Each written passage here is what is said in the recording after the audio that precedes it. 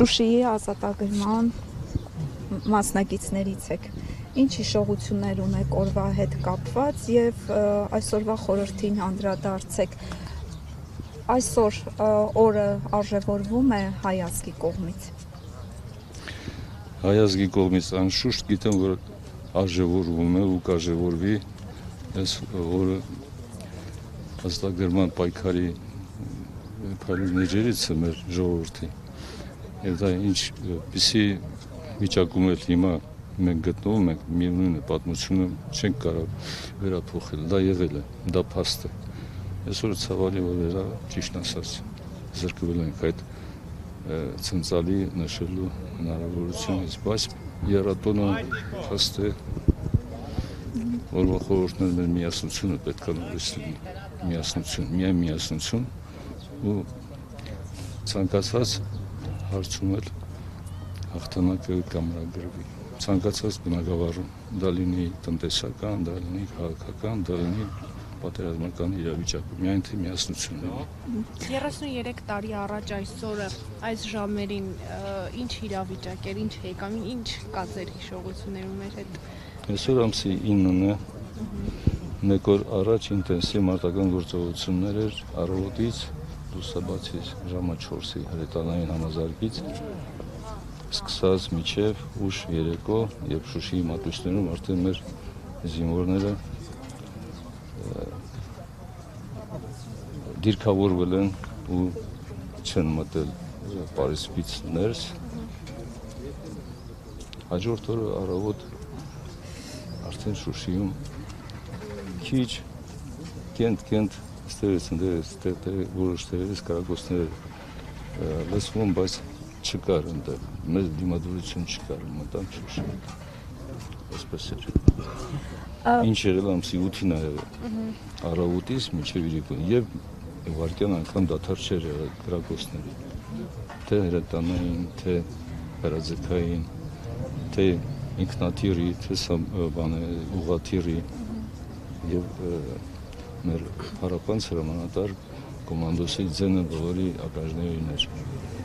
տակ շունչը նա բոլորի հետ էր և ոգեշնչում էր,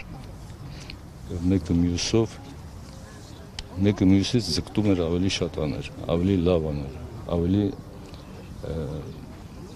վերջացներ սկսած գործի միջև վերջացնել, տեղ հասցնել և դա կատարվեց, որտեղ մեծ ձգտում կար, որտեղ վերջակետ դնել էր պետք ամեն օրվա հենց սարսափին, որ կախված էր Շուշիից ներքև և Ստեփանակերտի և հարակից գյուղերի շրջանների վրա, օրական ռմբակոծություններից, օրական զոհերից ազատվելու համար։ Ասում են, երբ Վազգեն Սարգսյանը տեսել է գործողությունների պլանը, ռազմական բավականին հավակնոտ է համարել ու ասել է, եթե իսկապես հաջողեք, ես կամուսնանամ։ Ձեր մեջ կար հավատը, որ այդ գործողությունը, որը մշակվել էր, իսկապես կարող է հաջողության հասնել։ Սկզբնական շրջանում նախապատրաստական փուլեր կային, ես սովորական մի մարտիկ էի, թերահավատ էի, որտեղ իշխող բարձունք է, շատ դժվար մատչելի, ճանապարհներ չկար, ձորեր, անդուն դախոր և ամենուր նրանց դիրքերն էր 4 կողմը, բայց երբ որ արդեն մենք զգացինք մեր հաջողությունները ոչ միայն այդտեղ, մինչև Շուշիի գրոհը,